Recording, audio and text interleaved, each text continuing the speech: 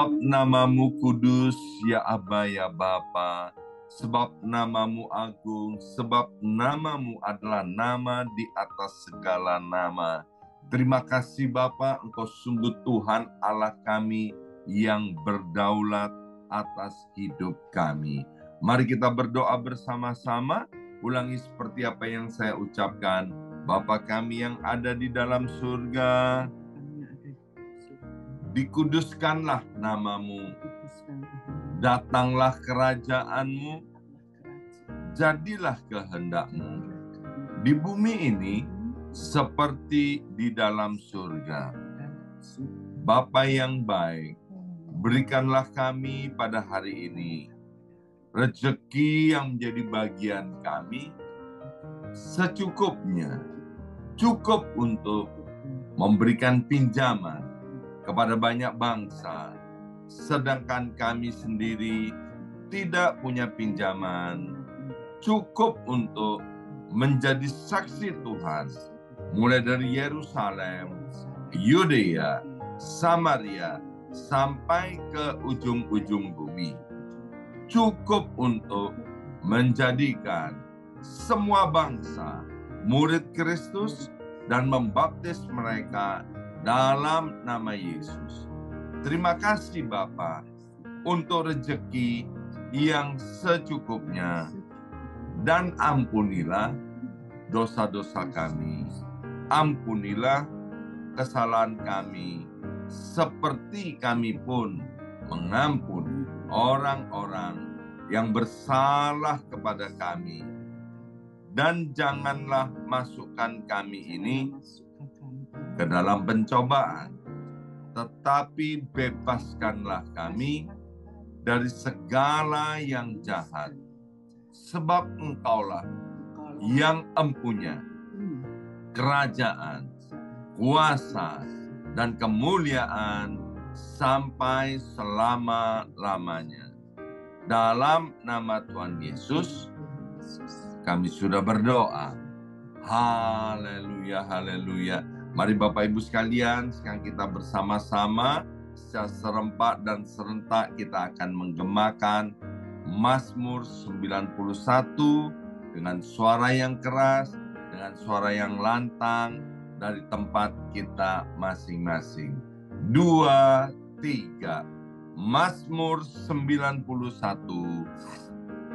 Orang yang duduk dalam lindungan yang maha tinggi dan bermalam dalam naungan yang maha kuasa akan berkata kepada Tuhan, tempat perlindunganku dan kubu pertahananku, Allahku yang kupercayai. Sungguh Tuhanlah yang akan melepaskan aku dari jerat penangkap burung dan dari penyakit sampar yang busuk. Dengan kepaknya Tuhan akan menundungi aku. Di bawah sayapnya aku akan berlindung. Kesetiaan Tuhan ialah perisai dan pagar tembok. Amin, amin, amin. Terjadi di dalam nama Tuhan Yesus. Aku tak usah takut terhadap kedahsyatan malam, terhadap panah yang terbang di waktu siang, terhadap penyakit sampar yang berjalan di dalam gelap, terhadap penyakit menular yang mengamuk di waktu petang. Walau 1.000 orang rebah di sisiku dan 10.000 di sebelah kananku, tetapi itu tidak akan menimpa aku. Aku hanya menontonnya dengan mataku sendiri dan melihat pembalasan terhadap orang-orang fasik. Sebab Tuhan ialah tempat perlindunganku yang maha tinggi, telah kubuat tempat perteduhanku. Amin, amin, amin. Terjadi di dalam nama Tuhan Yesus. Malapetaka tidak akan menimpa aku, dan tulah tidak akan mendekat kepada kemahku. Sebab malaikat-malaikat Tuhan akan diperintahkan oleh Tuhan kepadaku untuk menjaga aku di segala jalanku. Para malaikat Tuhan akan menatang aku di atas tangannya, supaya kakiku jangan terantuk kepada batu. Singa dan ular tedung akan aku langkai. Aku akan menginjak anak singa dan ular naga. Amin, amin, amin. Terjadi di dalam nama Tuhan Yesus. Sungguh hatiku melekat kepada Tuhan, maka Tuhan akan meluputkan aku. Tuhan akan membentengi aku, sebab aku mengenal nama Tuhan. Bila aku berseru kepada Tuhan, Tuhan akan menjawab. Tuhan akan menyertai aku dalam kesesakan. Tuhan akan meluputkan aku dan memuliakan aku. Dengan panjang umur akan Tuhan kenyangkan aku, dan akan Tuhan perlihatkan kepadaku keselamatan daripadanya. Amin, amin, amin. Terjadi di dalam nama Tuhan Yesus. Terima kasih ya Abba ya Bapa. Sebentar kami mau mendengarkan sebagian daripada kebenaran firman Tuhan. Kami mohon Allah Roh Kudus untuk mengurapi kami semua, anugerah kami pewahyuan daripada sorga, sehingga mata hati dan mata rohani kami boleh menjadi terang, dan kami dapat menangkap isi hati Bapa melalui kebenaran firman Tuhan ini. Dalam nama Yesus, yang siap mendengarkan firman Tuhan, angkat jempolnya ke depan dan katakan amin 3 kali. Amin, amin, amin. Salam kebangkitan, salam penuaian. Semangat pagi. Semuanya semangat pagi. Apa kabarnya Bapak Ibu semuanya? Ya, luar biasa, dahsyat, ajaib. Senang sekali hari ini Kamis 8 Februari 2024 boleh bersama-sama kembali dengan Bapak Ibu yang dikasihi Tuhan dan mengasihi Tuhan. Ya, baik Bapak Ibu sekalian, sekarang kita masuk bagian terakhir dari kitab Yunus. Mari kita buka kitab Yunus pasal yang keempat ayat yang kedua. Yunus pasal 4 ayat yang kedua. Dan berdoalah Yunus kepada Tuhan.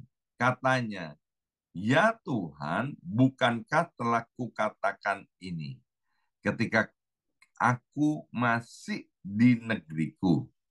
Itulah sebabnya, maka aku dahulu melarikan diri ke Tarsis. Sebab aku tahu bahwa Engkaulah Allah yang pengasih dan penyayang, yang panjang sabar dan berlimpah kasih setia, serta yang menyesal karena malapetaka yang hendak didatangkannya. Ya, Bapak Ibu sekalian, latar belakang dari ayat ini kita sudah tahu bagaimana waktu itu Nabi Yunus diutus oleh Tuhan untuk pergi ke Niniwe buat menyampaikan kabar keselamatan dan pentingnya untuk bertobat dan berbalik kepada Tuhan. Tapi Yunus itu tidak mau pergi ke Niniwe karena dia nggak kepingin melihat orang-orang Niniwe yang jahat itu bertobat dan diselamatkan. Itu nggak mau. Dia kepinginnya begini, agar supaya orang-orang Niniwe yang jahat itu jangan diberi pengampunan, tapi biarlah dia menuai daripada semua kejahatannya, yaitu binasa. Ya, maka itu kemudian Yunus melarikan diri ke Tarsis.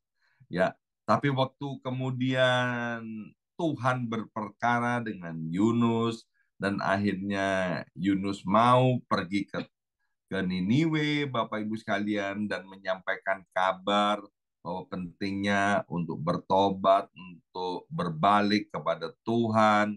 Dan waktu Yunus selesai menyampaikan kabar itu, ada respon yang luar biasa daripada orang-orang Niniwe, yaitu mulai dari rajanya sampai rakyat biasa, bahkan binatang peliharaan mereka, ternak-ternak mereka, semuanya berkabung, merendahkan diri di hadapan Tuhan, dan kemudian akhirnya Niniwe diselamatkan. Ya, waktu Niniwe diselamatkan, Yunus itu dongkol, Bapak Ibu sekalian. Ya, nah kita, Bapak Ibu sekalian, sebagai orang-orang yang diselamatkan, yang menerima anugerah Allah di dalam nama Yesus, kita harus punya hati yang mengkehendaki bahwa orang-orang yang berdosa itu diselamatkan. Jangan sampai kita punya hati seperti Yunus, ya. Mungkin ada orang-orang dekat kita yang mengkhianati kita, yang menyakiti kita. Ada orang-orang yang selama ini kita kita hormati, Bapak Ibu sekalian, tapi ternyata orang-orang ini tidak bisa dikasihi, tidak bisa dihormati, ya. Bahkan mereka hidupnya jauh daripada Tuhan. Bapak Ibu sekalian, kita harus punya hati belas kasihan kepada orang-orang yang seperti ini. Ya, kemarin saya sudah sampaikan bagaimana resiko ketika jauh daripada Tuhan. Ya, orang yang jauh daripada Tuhan itu selalu ada resikonya. Resikonya adalah resiko yang negatif, Bapak Ibu sekalian. Yunus jauh daripada Tuhan, dia masuk ke dalam perut ikan. Ya, anak bungsu, Bapak Ibu sekalian, jauh daripada Tuhan, dia kemudian terdampar di kandang babi itu. Dan orang yang jauh daripada Tuhan itu adalah pilihannya sendiri. Saya suka dengan ayat firman Tuhan yang berkata, dari buahnya kita akan tahu pohonnya. Ya, buah itu tidak bisa membohongi, Bapak Ibu sekalian. Ya, kita mau ngotot bilang ini pohon apel, kalau buahnya itu mangga, ya jelas itu pohon mangga. Mau kita ngotot bilang ini pohon apel, ya kan? Nggak mungkin lah, Bapak Ibu sekalian, ya. Demikian juga kalau kita bilang cinta kepada Tuhan, mengasihi Tuhan, tapi kita jauh daripada Tuhan, itu menunjukkan bahwa kita tidak mengasihi Tuhan, ya. Nah, seperti Yunus ini, Bapak Ibu sekalian, Tuhan kepingin pelajaran daripada kisah Nabi Yunus ini kemudian menjadi perenungan buat kita, dan kemudian kita bisa melakukan apa yang senada dengan sorga, apa yang disukai oleh Tuhan. Ya, itu tentang Yunus, Bapak Ibu sekalian, ya. Jadi Bapak Ibu sekalian, yang kedua dari peristiwa Yunus dengan orang-orang Niniwe, ternyata orang-orang Niniwe yang jahat, yang keras kepala itu, dia mau loh dengerin firman Tuhan, ya.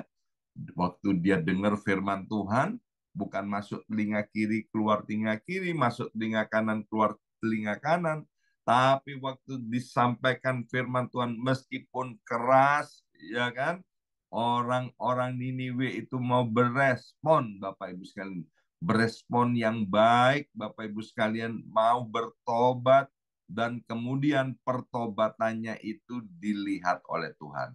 Sehingga dari kitab Yunus pasal 4 ayat yang kedua, kita mengerti bagaimana sesungguhnya sifat karakter dari Tuhan Allah yang berdaulat. Ya, di sini dikatakan bahwa Tuhan kita dari Yunus pasal 4 ayat yang kedua, bahwa Tuhan itu adalah Allah yang pengasih dan penyayang. Dan kita lihat bahwa kasih daripada Tuhan adalah kasih yang tidak bersyarat. Saya suka memakai istilah perjanjian lama dan perjanjian baru. Waktu perjanjian lama, Bapak Ibu sekalian, kalau orang-orang Niniwe itu, ya, itu belum ada salib Kristus. Ketika dia bertobat, itu dikasihi oleh Tuhan, disayang oleh Tuhan. Kemudian hidupnya dipulihkan. Lebih-lebih kita, Bapak Ibu sekalian, ada salib Kristus, pengorbanan Kristus Yesus Tuhan. Bahkan melalui Yesus Tuhan, kita yang berdosa, kita yang tidak benar, kemudian dijadikan kudus, dijadikan orang benar, bahkan diangkat menjadi anak-anak Allah. Ketika kita mau membuka hati kita dan ketika kita mau percaya kepada Tuhan. Dikatakan oleh Nabi Yunus ini dalam Yunus 4 ayat yang kedua, bahwa selain Tuhan itu agape, kasihnya tidak bersyarat, Bapak Ibu sekalian. Tuhan itu juga panjang sabar. Ya, bersama saya ucapkan panjang sabar. 2, 3, panjang sabar. Ya, Tuhan itu panjang sabar, Bapak Ibu sekalian. Jadi, kalau ada kemudian orang-orang itu jauh daripada Tuhan, tapi masih belum sampai ke kandang babi, ya, atau belum ditelan ikan besar, belum masuk ke dalam perut ikan besar, belum ada di dalam kegelapan, sesungguhnya karena Tuhan itu panjang sabar. Artinya apa? Tuhan itu memberikan kesempatan kepada kita agar supaya kita ini kembali kepada Tuhan. Burung itu habitatnya di udara, Bapak Ibu sekalian. Ikan habitatnya itu di air. Nah, kita orang yang percaya kepada Tuhan, habitatnya di mana? Habitatnya ada di dalam hadirat Tuhan. Jadi kalau ada orang mengaku sebagai orang yang percaya, tapi dia tidak suka berdoa, dia nggak suka baca Alkitab, dia tidak suka memuji Tuhan, dia tidak suka untuk beribadah online maupun onsite, perlu dipertanyakan, Bapak Ibu sekalian, kita ini posisinya apa? Kita ini sebagai apa? Ya, maka itu Bapak Ibu sekalian, seperti pemazmur berkata, lebih baik 1 hari di pelataran Tuhan daripada 1.000 hari di tempat yang lain. Ya, ini pemazmur ngerti banget, Bapak Ibu sekalian. Kalau di dalam hadirat Tuhan itu ada damai, sejahtera, sukacita yang sejati. Di luar Tuhan itu ada sukacita, ada damai sejahtera, tapi sifatnya cuman sementara. Ya, kembali kepada Yunus pasal 4 ayat yang kedua di sini, selain Tuhan itu pengasih, penyayang dan panjang sabar, di sini juga dikatakan bahwa kasihnya itu berlimpah, Bapak Ibu sekalian. Karena kasihnya berlimpah di sini disebutkan bahwa Tuhan itu menyesal karena malapetaka yang hendak didatangkannya atas orang-orang Niniwe. Demikian juga Bapak Ibu sekalian, ketika kita berdosa, Alkitab dengan jelas upah dosa itu adalah maut. Ya, tapi ketika kita mau bertobat, Bapak Ibu sekalian, sekali lagi, sebelum anugerah ini diangkat dari atas muka bumi ini, semasa kita masih hidup di atas muka bumi ini, artinya apa? Tuhan mengasihi kita dengan kasih yang berlimpah, Tuhan memberikan kesempatan kepada setiap orang-orang yang hidupnya jauh daripada Tuhan untuk kembali kepada Tuhan. Dalam kitab Amsal pasal 24 ayat yang ke-16, Amsal 24 ayat yang ke-16 dikatakan, sebab 7 kali orang benar itu jatuh, namun ia bangun kembali. Tetapi orang fasik akan roboh dalam bencana. Setiap orang yang percaya kepada Tuhan adalah orang yang berdosa dan kemudian dijadikan benar. Setiap orang yang percaya kepada Yesus Tuhan, orang yang dahulunya tidak benar, oleh anugerah Allah, bukan oleh usaha kita. Kita yang tidak benar itu dijadikan benar. Nah, kalau kita mengimani, kita sungguh-sungguh percaya kepada Tuhan, maka waktu kita jatuh, Bapak Ibu sekalian, ya, maka kita akan bangun kembali. Ya, kita lihat ada banyak orang yang hidupnya pernah jatuh, Bapak Ibu sekalian, sudah percaya kepada Tuhan, tapi jatuh. Tapi karena dia adalah orang yang benar, Bapak Ibu sekalian, dia punya iman kepada Yesus, maka dia mau bangkit kembali. Bahkan seberapa banyak dia jatuh, dia mau bangkit kembali. Mengapa? Karena dia tahu bahwa Tuhan adalah Tuhan yang mengasihi. Waktu mau bangkit kembali dan datang kepada Tuhan, sekali-kali Tuhan tidak pernah menolak orang yang datang kepadanya. Sekali lagi, Tuhan tidak pernah menolak orang yang datang kepadanya. 2 Petrus pasal 3 ayat yang ke-9 dikatakan, 2 Petrus 3 ayat yang ke-9, Tuhan tidak lalai menepati janjinya, sekalipun ada orang yang menganggapnya sebagai kelalaian. Tetapi ia sabar terhadap kamu, karena ia menghendaki supaya jangan ada yang binasa, melainkan supaya semua orang berbalik dan bertobat. Bapak Ibu sekalian, firman Tuhan itu iya dan amin.